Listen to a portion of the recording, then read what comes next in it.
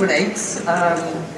Few transformations have been as stark or as consequential as what has unfolded in Bangladesh, a country that now, I think it's fair to say, stands at the crossroads. The task of stabilising the nation and steering it towards free and fair elections has fallen, Mohammed, to you. Mohammed Yunus is a Nobel Peace Prize laureate, global champion of microfinance. You and I have been talking about the work that you have done over the past, 25 years, I guess, the first time that I spoke to you. A man known as the banker of the poor. Your vision has lifted millions out of poverty, and now as chief advisor of this caretaker government, you face quite significant challenges in rebuilding public trust, reviving the economy, and ensuring a peaceful transition of power.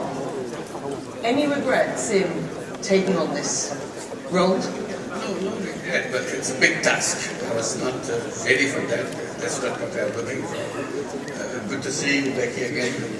And I was concentrating on my work, as I did, on issues, microcredit, social business, how to transform the economy completely, overhaul the things. In a way, it changes the perspective of the entire world. So while I was doing this, I was designing the Paris Olympic as a social business Olympic. So that is good for people, it's not just entertainment and so on. And they are very happy to work together to design that. So I was in Paris. I was called back from home that you come back home because something happened. You have to take the responsibility. It wasn't just something that happened. The students had hit the streets and they had demanded your return. Amazing. Students came up, offered their bodies and said, shoot us as many as you want, but we're not going away. You have to leave the country, you have to leave it to the people who deserve better. And so there's a tremendous outburst against the government. And the students won. The Prime Minister, the previous Prime Minister, she left the country. At that point I was called to come in to take the responsibility. That's how I got involved with that. The ousting of former Prime Minister Sheikh Hasina, of course, has happened. And there is a palpable anger among the people over the Hasina regime, particularly after some pretty inflammatory remarks from her. Demonstrators just last week attacking her home, certainly the historic home of her father. How do you mitigate that anger in the short, medium and long term? And can you just talk about the challenges that you do face at present? The first challenge obviously is to bring law and order, because the whole country was up in flame, to get her out of the country, so that they can take control of the country from her. Because it's a devastated country. She never held an election for 15, 16 years. She was ruling the country without election. She had fake elections without any voters and so on. Destroyed the economy, destroyed the banking system, a series of things. So the people rebelled against it, and that's how they happened. So our first job is to make sure the law and order is established, and the next job is to rebuild the economy, rebuild the society, rebuild the institutions which have completely failed. So this is the process we are going through. In order to do that, we have to go through the process of reform. So we have created 15 different reforms commissions in law and order, police administration, and question of constitutional reform, question of election procedure reforms, and so on. So there are 15 of them. They are reporting back with suggestions, their recommendations, what needs to be done. So now we have what we call consensus building commission. So when we go to the political parties and so on, see which are the recommendations all agree, so that we take that as a charter and then implement that and hold an election. Election will be held as early as probably December of this year. Any intention to continue in a leadership position through those elections and beyond? You were called back for this. You said it wasn't a role that you were looking at. I still not the one to look at. I made it very clear. When my job is done, I hand over the responsibility to the elected government. I go back to what I enjoy doing most. This is what I've dedicated my life. I want to continue with it. Can you just explain the main economic challenges that Bangladesh faces at present? What have you identified? You've talked about the progress, not least in announcing plans for elections to be held in late 2025 or early 2026. What are sort of fundamental issues that you need to work on with regard to the economy? When we have an earthquake, everything falls apart in Gaza. So after the earthquake, you try to take break, build again. This is our situation. Economy, society, administration, everything fell apart. So our job is to rebuild piece by piece. To give an example, the banking system. Banking system was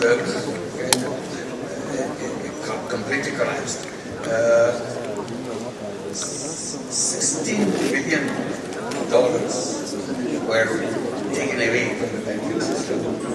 Stolen from the banking system. And in total, there are $17 billion per year which shifted away from Bangladesh by over-invoicing, under-invoicing, all kinds of corrupt practices and so on. So the banking system is on the verge of collapse, our economy is on the verge of collapse, and we have to rebuild those things. Our international reserve situation fell to the deepest point, so we have to rebuild that on the economic side. And people have to continue with life so they can survive that. So economy is number one, law and order is number two, and then with the institutions, schooling, education, everything else. What progress has been made in these investigations? Has India responded to your request for extradition? I mean, what are you doing to address the need for national reconciliation amongst the people while ensuring justice for victims? One, I'm very happy, feel very relieved that the United Nations High Commissioner for Human Rights published just a report on Bangladesh, documenting everything I just said about the killing, about the disappearance of people, torture chambers, how students were shot by the police and army under the order of the Prime Minister. So they vividly recorded that. So we don't have to go and tell the public and the world that, look, we are saying that these are all fabricated. So we have a United Nations document on that. So that's a relief. We have to start rebuilding those faults that we have in the system so that it doesn't repeat that. So this is one of the things that we want to make sure. And the other things is broad international support that we got from everywhere.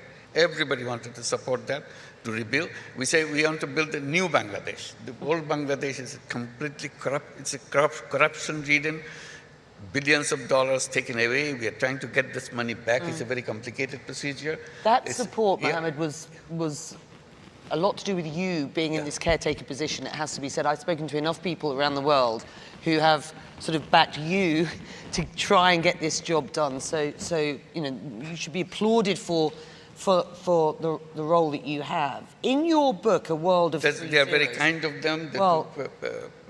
Pay attention to my appeal to them. And it's the work that you and I have been talking about for years in microfinance, and the work that you've won a Nobel Peace Prize, an economy that serves, or better serves, human needs at present. I am totally convinced it's possible. It's possible because we want it. Each one of us want it. Since we want it, we have to bring it out from us to make it happen. I say we do business to make money. That's understood all over the world, maximization of profit. I said you do that. And then on the side you have the charity. You give away money. I said there's a third way. This was missing. So I wanted to install the third one. I call it social business. Business to solve human problems without any intention of making money. If you can give away money, I said, why don't you just invest? Make it as a business. Business to solve the problem, like healthcare problem. Healthcare problem can be done in a way, sustainable way, so that you are not doing this health business to make money, but to solve the problem of the people. I raised this question in Corona time, saying all the vaccines that are coming out, this should be done in pharmaceutical companies as a social business, so that you cover your cost, but people get it cheap. So if you want to maximize your profit even on the vaccine, then your attention is very different. You make billions of dollars, but many people die on the way. This is altruistic. Is it also slightly naive?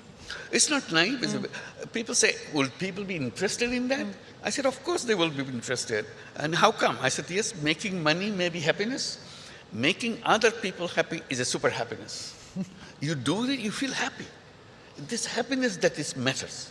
It's not about something else. So I said, there's plenty of technology in the world, plenty of creative ideas in the world, but we're not using it for solving the problems of the people. All kinds of problems people suffer. So why don't you create businesses, like I mentioned, healthcare, education, technology, and many other things. Are you baking that into your economic vision, finally, for Bangladesh and new Bangladesh going forward? Gradually trying to set it up in the education system. So that in the education system, we're trying to encourage young people, first decide what you want to be. Then you learn in this. If you don't have what you want to be, then you become a job seeker. You work for somebody else. Mohammed, And that's the end of your story. it's an absolute pleasure. It's my pleasure. It's been a long time. It's always a pleasure being with you. Thank you very much indeed. Mohammed Yunus for you today. Thank you.